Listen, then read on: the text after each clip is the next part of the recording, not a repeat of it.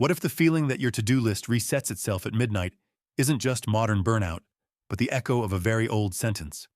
Meet Sisyphus, king of Corinth, ephora to the ancients, famous not for strength, but for finesse, the kind of intelligence that wanders over the line into arrogance. He played host like a prince and bargained like a pirate, and when Zeus kidnapped the river god's daughter Aegina, Sisyphus sold the secret to her father Sisyphus in exchange for a spring that would bless his city. Hospitality turned into leverage. Truth turned into profit. The gods tolerate a lot, but not humiliation, and the ledger started to fill. Then came the trick that snapped the quill. When Thanatos, the person of death, arrived with chains, Sisyphus flattered him, asked for a demonstration, show me how they work, and clapped them on the visitor.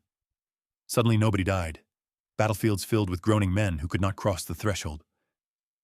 Altars stood smoking without the old path beyond them, and the world, deprived of endings, grew crowded and strange, until Ares, offended that war had lost its finality, freed death and restored the seam between here and there. One more gambit remained in the bag. Before he died, Sisyphus told his wife Merope not to perform the burial rites, then arrived in Hades howling that he had been dishonored, insisting that justice required a brief return to the upper air so he could correct the insult. Permission granted, he touched sun and wind again, looked around, and decided that obligations to the underworld were for other people. You can feel the moral geometry harden. Secrecy sold for gain, death mocked, law bent, love of life turned into contempt for limits, the kind of pattern that calls down a punishment fitted not to the crime's topic, but to its structure. So Zeus sentences him to labor without closure, not a heavy job, but a job whose design guarantees defeat. A boulder, a mountain, a slope steep enough to betray him at the brink. The rock must be rolled up and will always roll back down. Not because he is weak, but because the system resets by law. He knows the path intimately. Every notch that can take a shoulder. Every patch where a slip will cost an hour. Knows the strange acoustics of the summit where the wind seems to encourage him, and then, exactly when hope lifts, turns and laughs as the stone slides free. The tale here is not hard work is noble. It is work severed from meaning becomes exile. And that's why it lodges under the skin of anyone who has ever closed an inbox at 5 only to watch it refill by 9, or patched a bug that respawns after each deploy, or filed forms designed to multiply the forms. The ancients pictured him straining in red figure scenes on pottery. The Renaissance painted him as a study in anatomy and will. Modern writers made him a mirror for the office and the assembly line. But the core stays cold and clear. The mind that delighted in cleverness meets a loop that outwits cleverness, and pride is yoked to repetition. You could read the gods here as vindictive bosses and leave it there, but the myth's edge is subtler. It warns that the person who turns every boundary into a negotiation ends up living inside a boundary that cannot be negotiated, that gaming the system can make the system your world, and that immortality without communion is not life but a jammed mechanism. The path up teaches patience, the slide down teaches humility, and the whole circuit, like a clock with a single hand, teaches the difference between effort and purpose. Some sources tuck in extra variations. Sisyphus's father might be Aeolus, master of winds, which makes the mountaintop gusts feel like family. His wife Merope is sometimes named the only Pleiad who dimmed her light from shame, a cosmic in-joke pointed back at his schemes. In any version worth keeping, the sentence is not about lifting a stone. It's about confronting a task whose rules erase your progress, a ritual that exacts energy but yields no completion. This is why the story keeps waking up in our era. When we outsource endings to algorithms and let our days be chopped into cycles with no finish line, we discover the old theology inside productivity culture, the feeling that even the weekend is just the bottom of the hill. And yet the myth keeps one last twist in reserve. It does not end with his defeat, but with his awareness. The only freedom available inside a loop is how you relate to it. Does the man curse every descent, or does he master the descent as part of the job? Does he learn the mountain as a craftsman learns wood grain? Does he smuggle meaning back into labor by choosing his stance? Later philosophers, Camus most famously, will imagine Sisyphus happy, not because the gods relented, but because he refused to give them his interior life. Whether you follow that reading or prefer the older sternness, the drama is the same. A brilliant man trapped in a task that punishes brilliance by canceling outcomes. That's the myth at full size. Keep its shape in mind as we move to language, because the adjective we use, Sisyphean, doesn't just mean difficult. It means structured to reset, and knowing that difference can save your speech from vagueness and your day from despair. The next chapter will take the story's geometry and put it into the word's meaning so you can spot the loop before it swallows the week. Chapter 2, Word. Sisyphean doesn't just mean really hard. It names a structure of effort that guarantees failure, or at best, forces you to start over as soon as you finish, and that precision is what makes the word worth keeping. Pronounced Sisyphean, Sisyphean. It comes from Sisyphus, Greek Sisyphos, Latin Sisyphus, with the adjectival ending, "ian" that English uses to turn names into qualities. Think Shakespearean, Orwellian. The core collocation is Sisyphean task, but you'll also see Sisyphean labor, Sisyphean struggle, even a Sisyphean inbox, all pointing to labor whose operating rules erase its own progress. The simplest diagnostic is a 3-part test. Does the task end? Does success accumulate? And is the reset built in? If any no turns into a structural never, you're in Sisyphean country.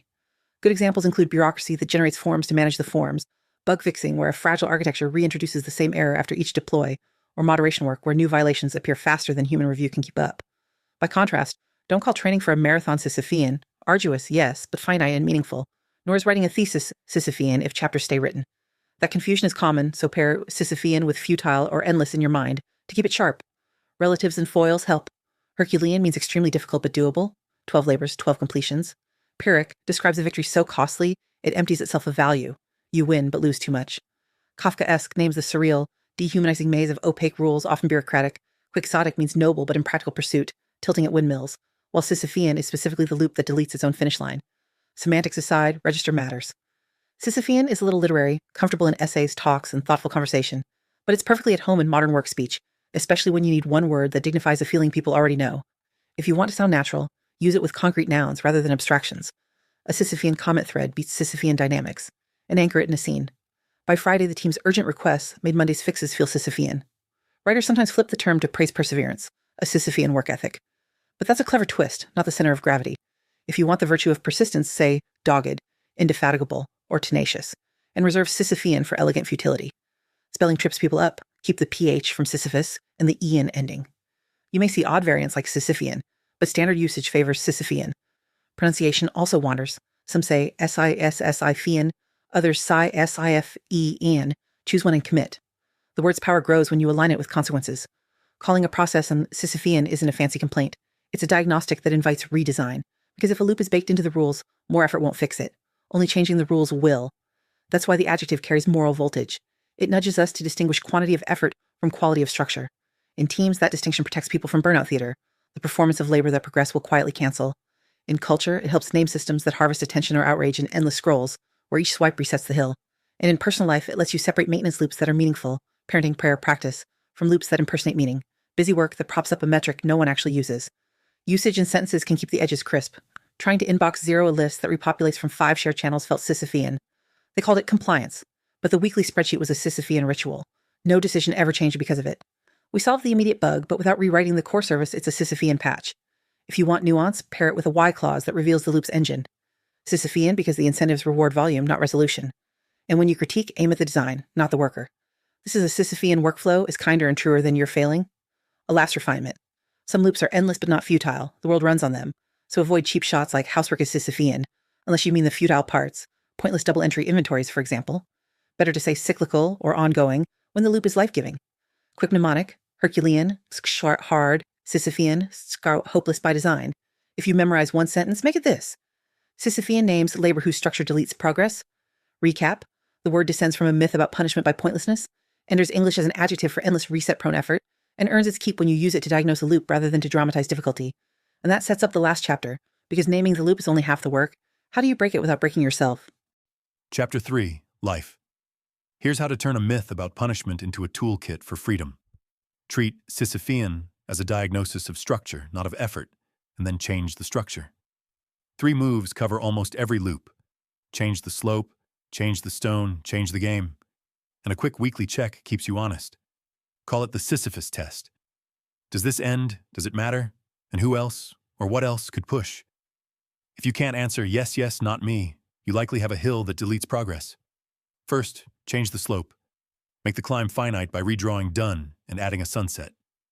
Endless tasks are often just undefined tasks wearing big coats, so write a minimum viable definition of done that can be shipped before hope slides. Examples.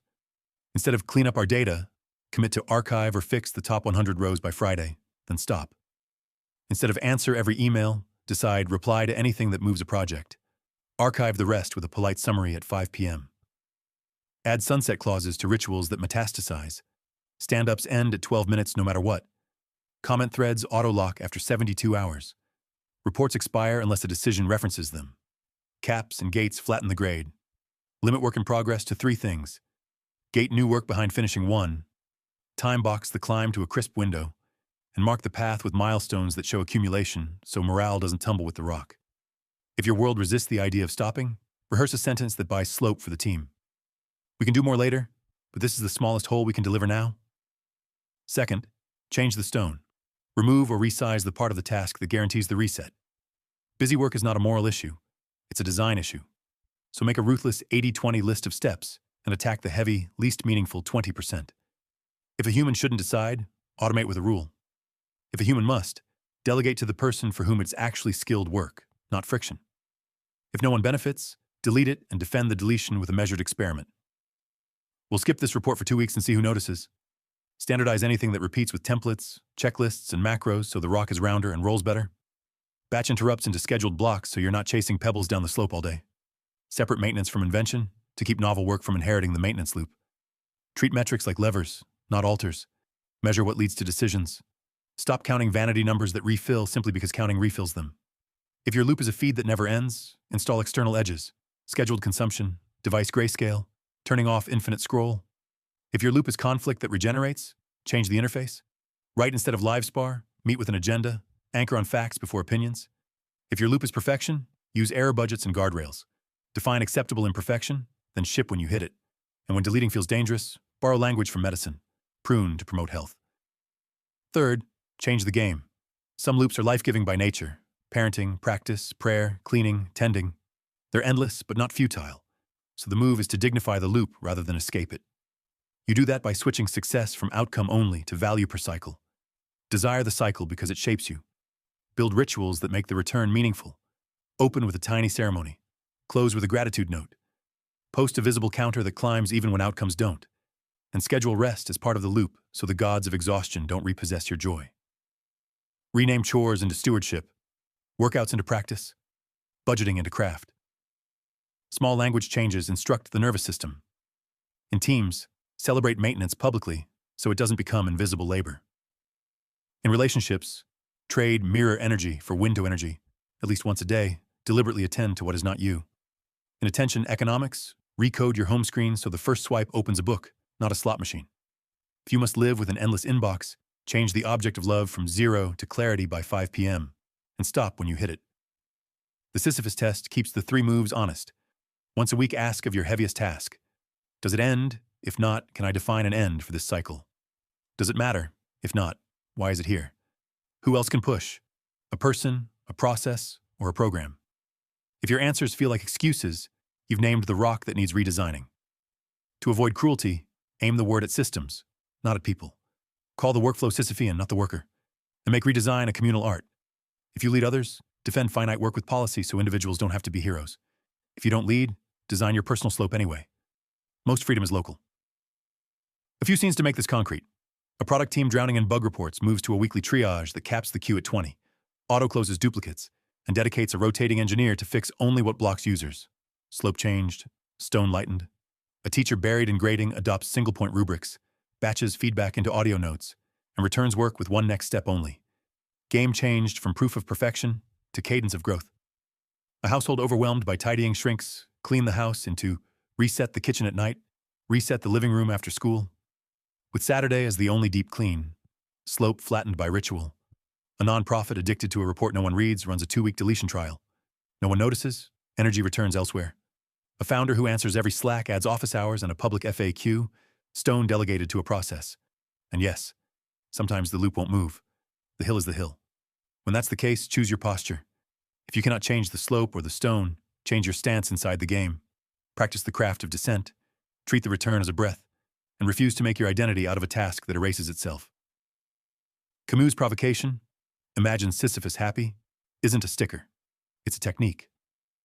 Guard your interior life from structures that don't deserve it. Name one boulder today. Redesign it with one slope change, one stone change, or one game change you can execute in 30 minutes and stop when the window closes. If the gods complain, let them file a ticket. You're not worshipping the rock anymore. You're running the mountain.